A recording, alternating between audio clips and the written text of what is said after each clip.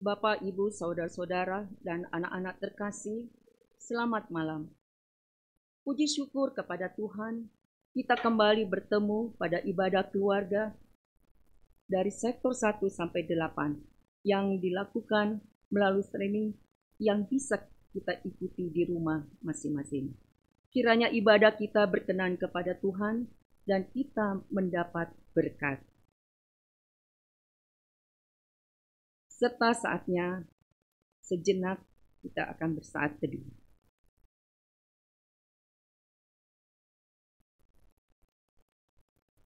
Saat teduh selesai. Dalam kehidupan kita, mempunyai peran apapun kita mempunyai tanggung jawab masing-masing. Demikian juga dalam panggilan, pengutusan, dan pelayanan. Kita harus melaksanakan tanggung jawab kita sebaik mungkin agar menyenangkan hati Tuhan. Tanggung jawab memerlukan suatu sikap antara lain, kesungguhan, kecakapan, dan kejujuran. Dalam ibadah keluarga hari ini, kita diajak menghayati tema tanggung jawab. Mari kita nyiapkan hati dan pikiran kita untuk masuk dalam persekutuan saat ini. Jemaat, mari berdiri untuk menghadap Tuhan dan menyembah-Nya, serta memuliakan nama-Nya karena kasih setia-Nya besar atas kita.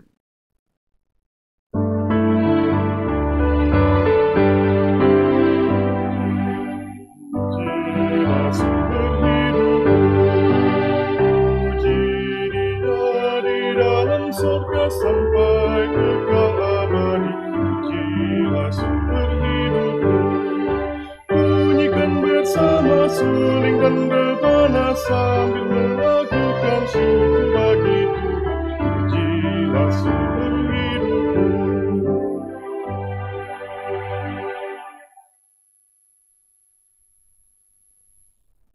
Kami menghadap hadirat-Mu ya Bapa, pencipta langit dan bumi. Tak terhitung banyaknya berkat yang Engkau curahkan dalam kehidupan kami.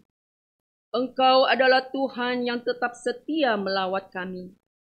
Sekalipun seringkali kami tidak setia, bahkan juga mengecewakan hati-Mu. Ampunilah dan bahurilah hati dan pikiran kami ya Bapa, agar kami pun di dalam hidup ini dapat senantiasa meladani-Mu. Saat ini Tuhan, kami akan bersekutu dan di dalamnya kami pun akan membaca dan merenungkan firman-Mu serta memuji-muji nama-Mu yang agung itu. Kuduskanlah kami ya Tuhan, agar kami layak untuk masuk dalam persekutuan saat ini. Hanya di dalam nama Yesus, Tuhan yang berkuasa, kini dan sepanjang segala masa. Amin.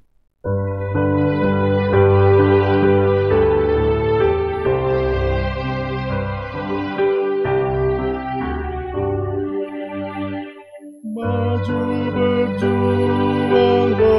terus, Kristuslah kekuatanmu,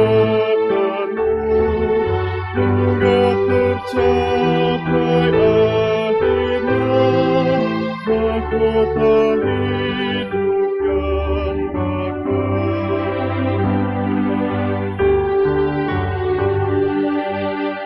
Oleh berkat anugerah, jalur benar jalanilah, Kristus sendiri jalanmu, dan kemenangan bagimu.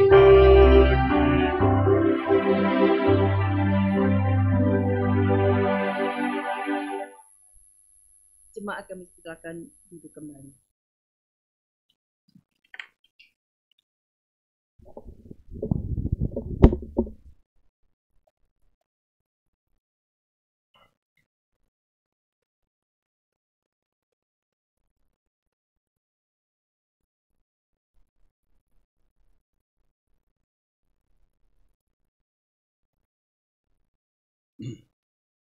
Jemaat yang dikasihi Tuhan Yesus Kristus, kita masuk dalam pelayanan firman.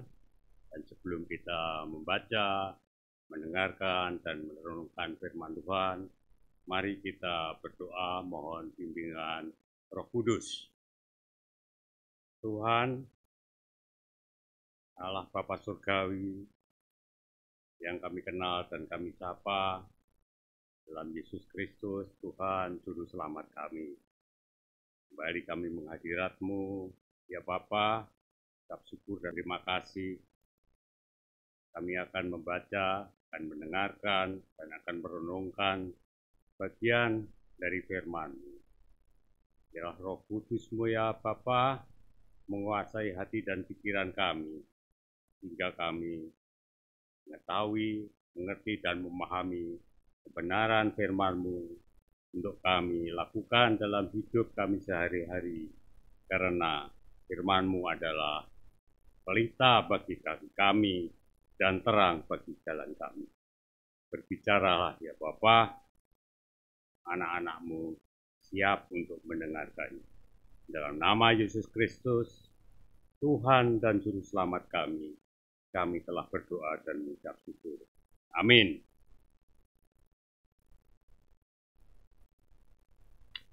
Jemaat Tuhan, marilah berdiri untuk mendengarkan firman Tuhan. Kita akan membaca dari kitab Imamat pasal 9, Imamat pasal 9, ayat yang ke-12 sampai dengan ayat yang ke-24. Imamat pasal 9, ayat 12 sampai dengan 24. Kemudian ia menyembelih korban bakaran, lalu anak-anak Harun menyerahkan darah korban itu kepadanya, maka Harun menyiramkan pada mezbah sekelilingnya. Juga diserahkan merekalah kepada korban bakaran itu menurut bagian-bagian tertentu beserta dengan kepalanya, lalu dibakarnya di atas mezbah. Isi perut dan betisnya dibasuhnya dan dibakarnya dengan korban bakaran di atas mezbah. Sesudah itu dibawanya persembahan bangsa ke mezbah. Diambilnya kambing jantan yang akan menjadi korban penghapus dosa yang bagi bangsa itu, lalu disembelihnya dan dipersembahkannya sebagai korban penghapus dosa seperti yang pertama. Kemudian dibawanyalah korban bakaran ke mezbah dan diolahnya sesuai dengan peraturan. Selanjutnya dibawanyalah korban sajian dan diambilnya segenggam daripadanya, lalu dibakarnya di atas mezbah, di samping korban bakaran pada waktu pagi. Ia menyembelih juga lembu dan domba jantan yang akan menjadi korban keselamatan bagi bangsa itu. Lalu anak-anak Harun menyerahkan darah korban itu kepadanya, maka Harun menyiramkannya pada mezbah sekelilingnya. Tetapi segala lemak dari lembu dan dari domba jantan itu, yakni ekor yang berlemak, lemak yang menutupi isi perut, buah pinggang, dan umbai hati. Segala lemak itu diletakkan mereka di atas dada kedua korban itu. Lalu Harun membakar segala lemak itu di atas mezbah. Dada dan paha kanan itu dipersembahkan Harun sebagai persembahan unjukan di hadapan Tuhan, seperti yang diperintahkan Musa. Harun mengangkat kedua tangannya atas bangsa itu, lalu memberkati mereka.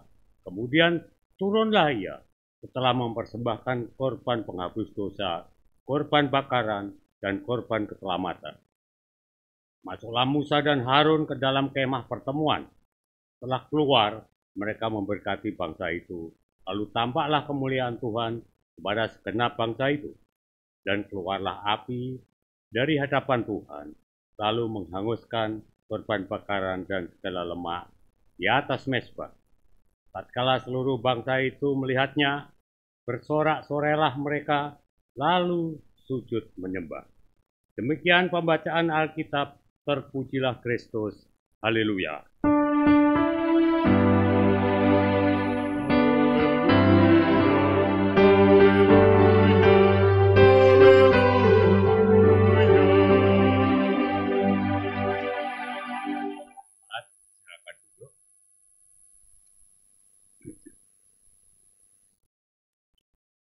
Ibu, bapak, dan saudara sekalian, anak-anak, cucu-cucu yang sedang mengikuti ibadah keluarga di rumah, selamat malam dan salam sejahtera untuk kita semua. Perikop kita kali ini atau di dalam ibadah keluarga malam ini adalah tentang topik yang bicara tentang tanggung jawab.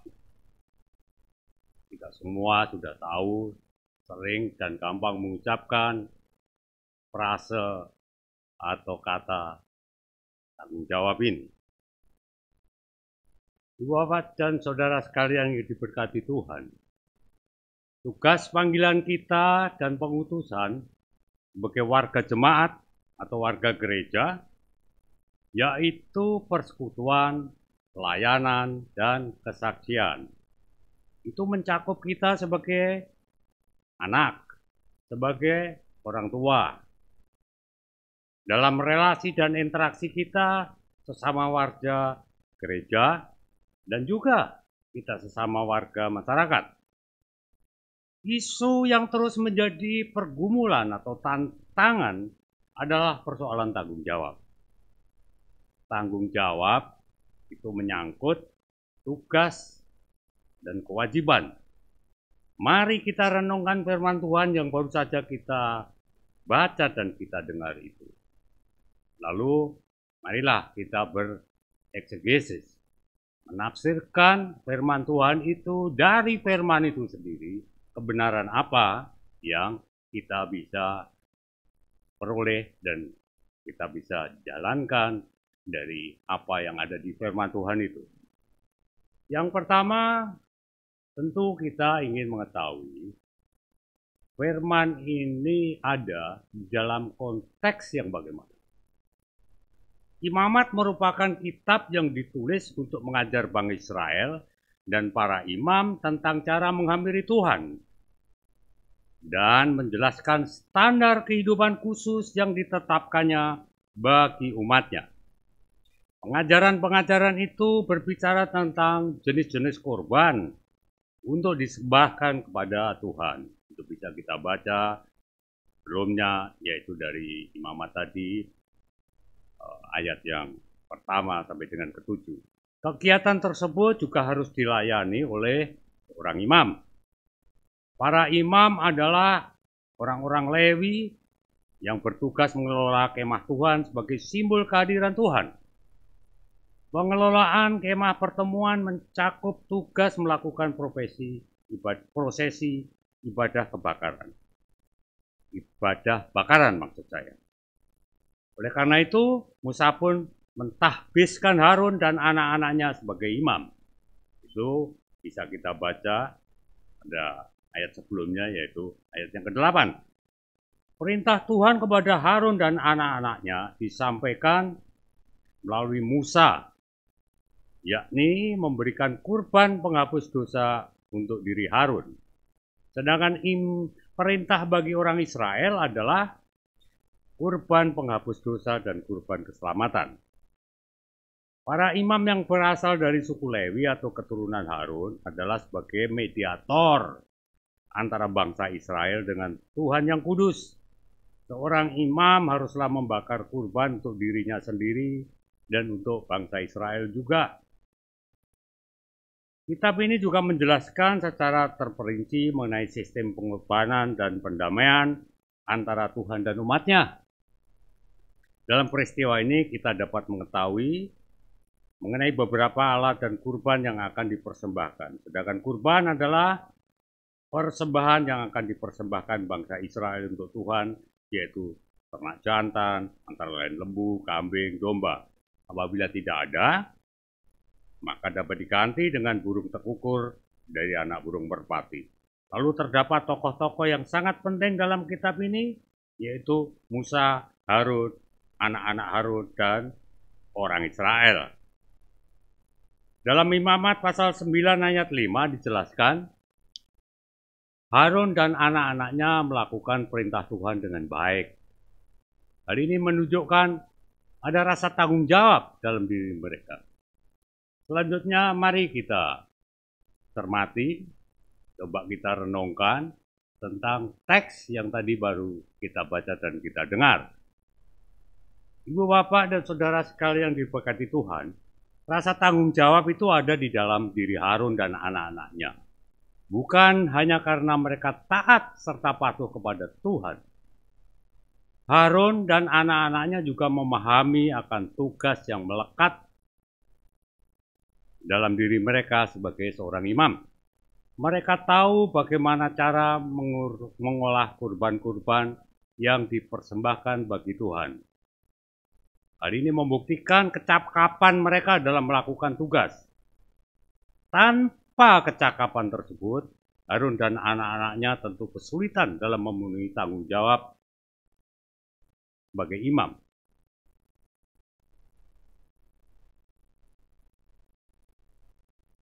Tidak hanya kecakapan, ibu, bapak, dan saudara sekalian yang harus mereka miliki. Mereka juga melakukan tanggung jawab tersebut hanya untuk kemuliaan nama Tuhan. Mereka tidak mengejar prestise atau puji-pujian dari orang Israel.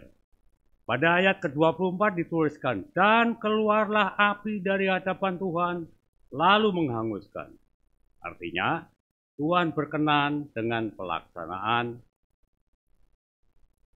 atau Tuhan berkenan dengan apa yang dilaksanakan dan tanggung jawab yang dilakukan oleh Harun dan anak-anaknya. Tuhan berkenan dengan ketetapan-ketetapan yang berlaku.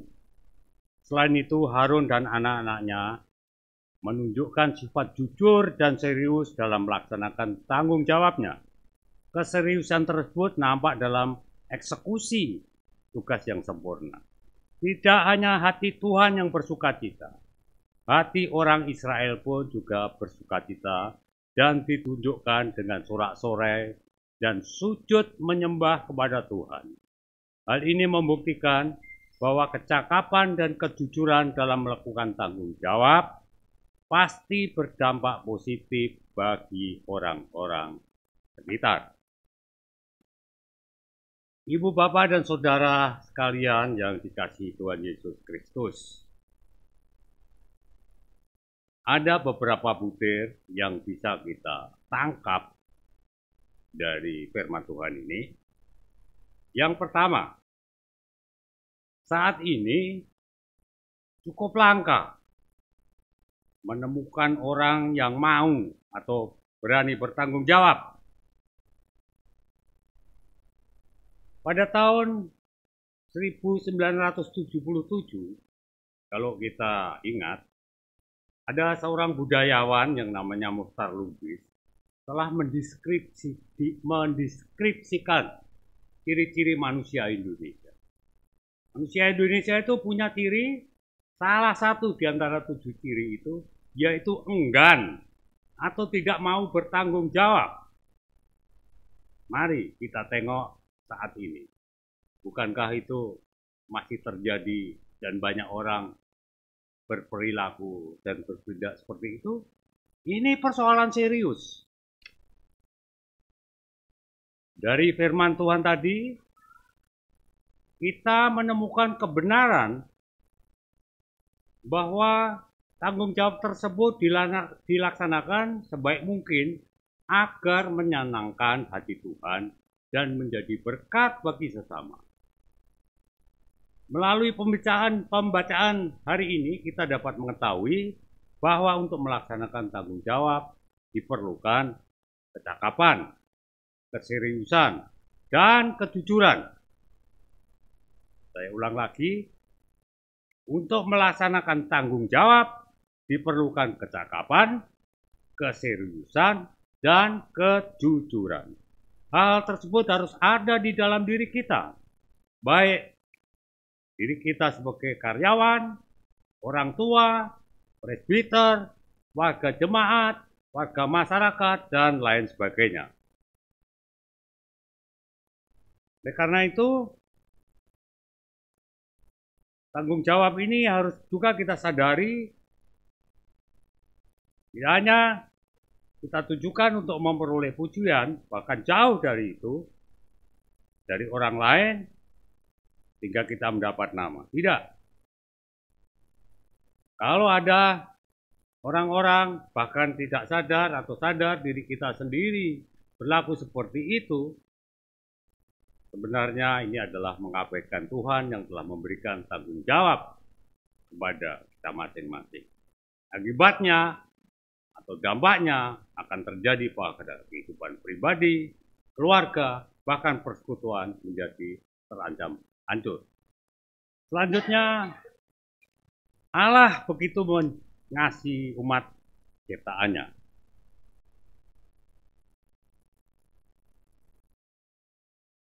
Sehingga Allah turun tangan langsung melalui atau Allah turun tangan langsung menebus dosa dan menyelamatkan manusia dari hukuman maut ke hidup kekal bersamanya.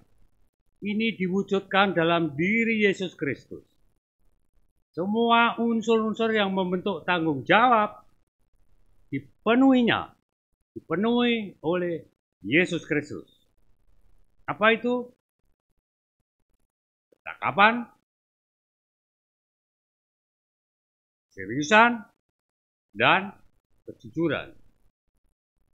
Semua unsur-unsur yang membentuk tanggung jawab dipenuhi oleh Yesus Kristus. Dan itu adalah Tuhan, Juru Selamat kita, dan Sang Kepala Gereja. Komitmennya, ada niat, ada kemampuan yang tulus ikhlas. Komitmen atas rencana dan kehendak Allah begitu tinggi. Juga konsistensinya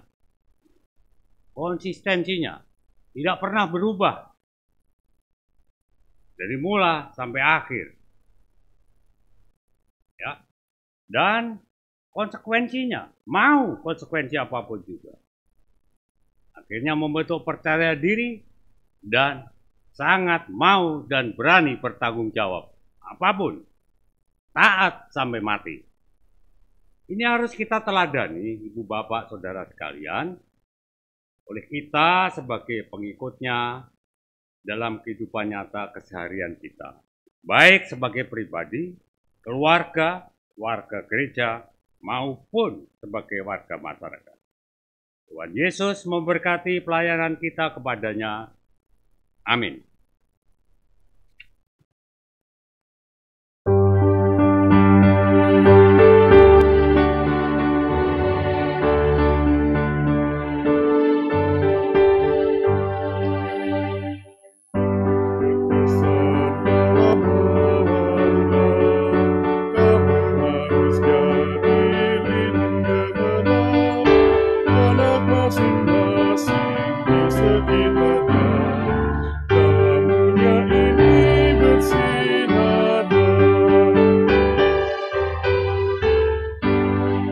Yesus berpesan dunia penuh banyak macam dosa dan keluh, anak masing-masing di sekitarnya, untuk sesamamu bersinarlah.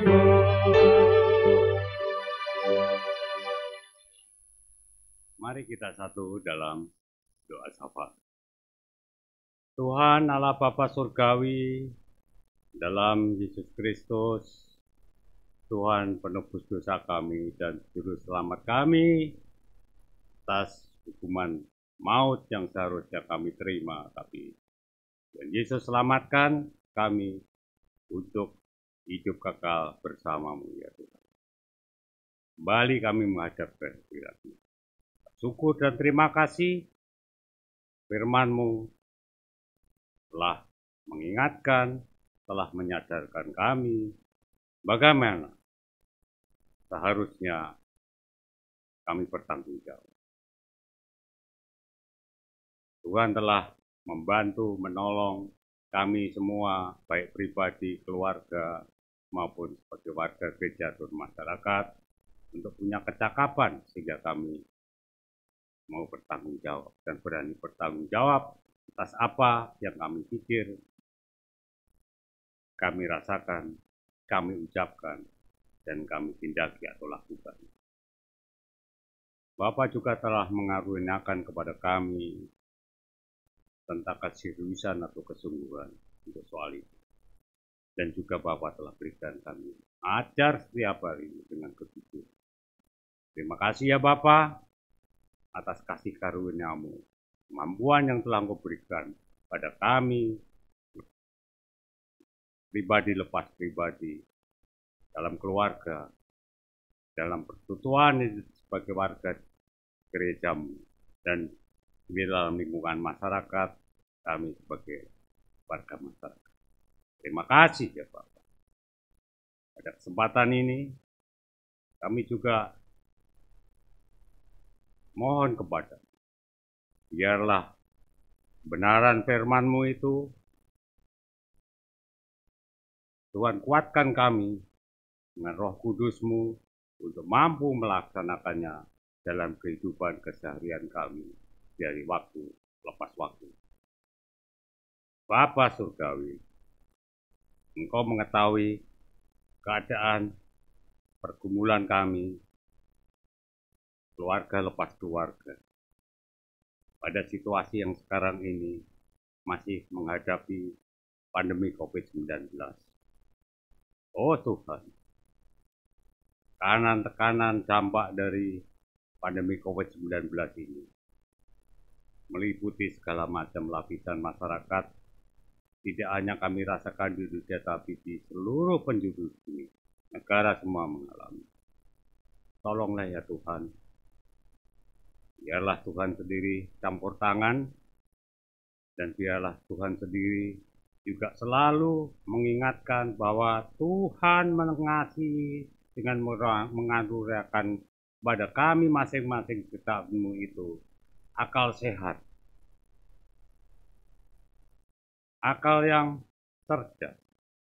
Oh Tuhan, biarlah itu juga Engkau mampukan agar kami memakai akal cerdas kami karunia-Mu untuk mau menturuti apa saja yang telah ditemukan oleh para ahli, hal-hal yang telah diatur oleh pemerintah kami tentang protokol kesehatan itu. Janganlah Tuhan, banyak cobaan yang selalu mengusik hati kami untuk mau melanggar itu, untuk mengabaikan persoalan-persoalan itu, seolah-olah tidak sadar kami menjadi terkebul.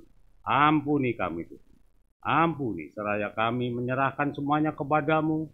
Biarlah Tuhan selalu mendisiplinkan kami masing-masing, keluarga masing-masing, dan juga sesama anak bangsa kami yang tercinta ini, Indonesia. Juga demikian pula pemerintah kami yang telah berusaha dengan keras untuk bisa menolong rakyat Indonesia ini.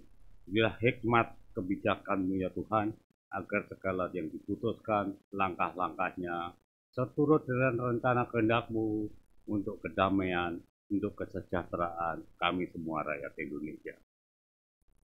Situasi global yang tidak menentu, pada kesempatan ini anak-anak-Mu, kami ini semua berdoa kepada-Mu Tuhan. Doronglah dan mampukan kami dengan talenta masing-masing untuk bisa berbuat agar damai sejahtera-Mu di bumi ini bagaimana Tuhan kehendaki ada di surga.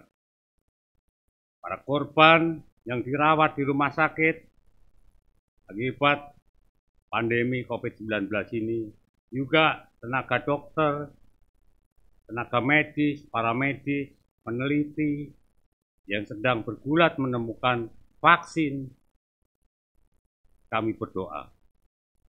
Dan kami yakin dan percaya Tuhan tidak akan meninggalkan mereka dan selalu datang menjamah dengan kuat kuasa Roh Kudus-Mu. Bapa Surgawi, kami juga berdoa untuk gereja-Mu, GPIB khususnya gereja-Mu, jemaat-Mu, GPIB Kasih Setia Celeduk ini. Segala pergumulan yang kami alami ya Bapa, dengan adanya PSBB di Kota Tangerang, hingga kami belum diizinkan untuk beribadah secara luring, secara onsite, secara tatap muka, meskipun kami sadar mampu melakukan secara disiplin ketat. Kami serahkan semuanya kepada-Mu ya Tuhan, biarlah hal ini segera berlalu, sehingga meskipun secara terbatas, pada minggu depan kami berharap Tuhan izinkan untuk kami bisa beribadah secara luring terbatas di gedung Aspo. Gerakkanlah pemimpin, kepala asrama polisi dan pengurus asrama untuk Tuhan pakai, Tuhan gunakan mereka sebagai alat-Mu untuk memuliakan-Mu juga dengan memperbolehkan kami beribadah di gedung Aspol pada minggu depan dan seterusnya. Tuhan, kami percaya dan yakin tidak ada mustahil padamu. Seraya kami semua juga Tuhan mampukan untuk selain berdoa secara benar kepadamu, juga Tuhan mampukan kami untuk berusaha ke arah apa yang kami inginkan. Kami juga berdoa untuk keluarga, lepas keluarga, anak-anak-Mu ini ya Bapa, segala pergumulannya, segala apa yang dihadapi, Tuhan lebih mengetahui. Biarlah ya Tuhan, dengan iman percaya kami mempunyai Allah yang hidup dan tidak akan membiarkan kami untuk bisa ada dalam tekanan ini terus-menerus. Kami yakin Tuhan percaya pada waktunya, pada waktu yang indah menurut-Mu, kami percaya Tuhan pasti akan keluarkan kami dari semua pergumulan dan tantangan-tantangan yang kami hadapi. Firman-Mu selalu menjadi penguat bagi kami. Dalam segala hal, kami harus bersyukur dan bersukacita. Tuhan Allah Bapa Surgawi, kami mohon, dengarkanlah doa kami. Kasihanilah kami ya Tuhan. Dan kami berdoa seturut dengan apa yang telah diajarkan oleh Yesus Kristus Tuhan Juru Selamat kami dalam doa Bapa kami. Bapa kami di surga, dikuduskanlah nama-Mu. Datanglah kerajaan-Mu. Jadilah kehendak-Mu di bumi seperti di surga. Berilah kami pada hari ini makanan kami yang secukupnya. Dan ampunilah kami akan kesalahan kami, seperti kami juga mengampuni orang yang bersalah kepada kami. Dan janganlah membawa kami ke dalam pencobaan, tetapi lepaskanlah kami daripada yang jahat.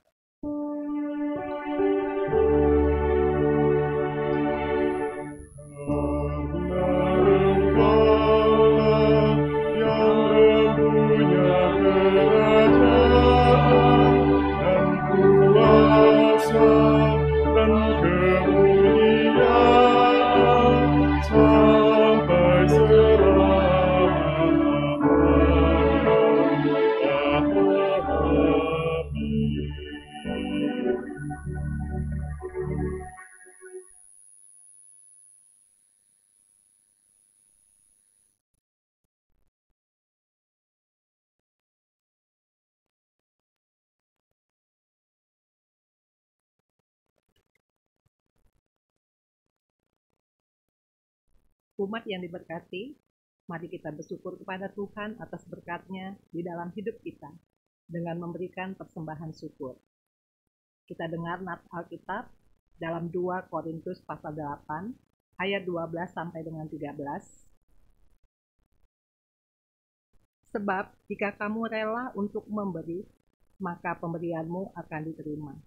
Kalau pemberianmu itu berdasarkan apa yang ada padamu, bukan berdasarkan apa yang tidak ada padamu. Sebab kamu dibebani bukanlah supaya orang lain mendapat keringanan, tetapi supaya ada keseimbangan. Tuhan memberkati saudara dan persembahan saudara. Kita memuji Tuhan, sekarang bersyukur.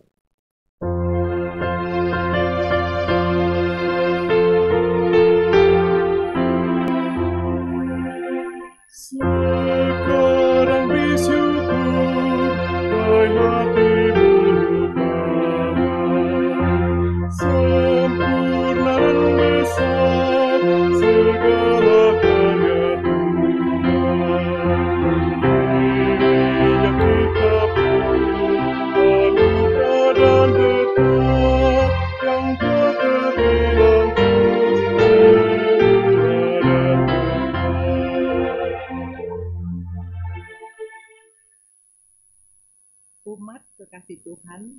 kita berdiri untuk menyerahkan persembahan kita kepada Tuhan. Dalam doa kita kepadanya, mari kita berdoa. Ya Tuhan, Engkaulah yang menyertai setiap usaha dan karya kami. Karena kasih-Mu, maka kami hidup berkecukupan setiap hari, bahkan mampu mempersembahkan yang terbaik kepadamu saat ini. Terimalah ya Tuhan ungkapan syukur hati kami, serta berkatilah pengelolaannya agar berguna untuk menopang pelayanan dan kesaksian gereja-Mu di dunia ini. Demi Tuhan Yesus Juru Selamat kami berdoa. Amin. Jemaat kami persilakan duduk.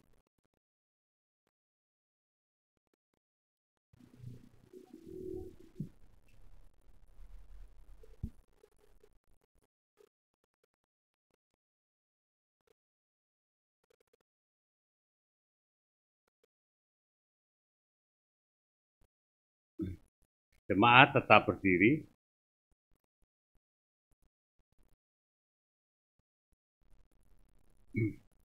Marilah kita mendengarkan amanat pengutusan.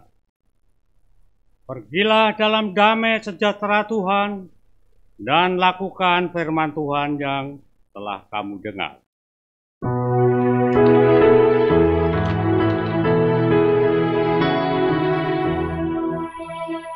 Tinggal setahu wanita senja, makin turun Tuhan tinggallah, lain pertolongan tiada ku temui, Allah menolong tinggal setahu.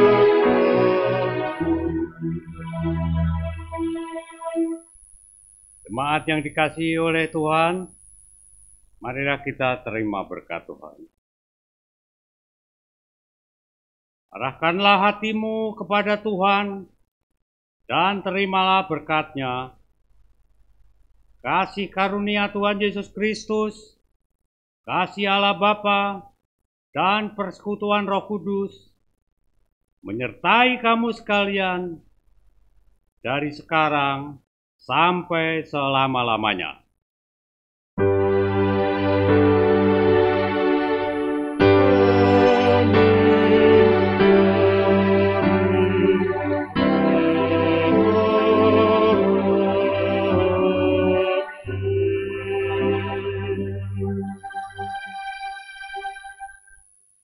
Pada selesai, Tuhan Yesus memberkati kita sekalian.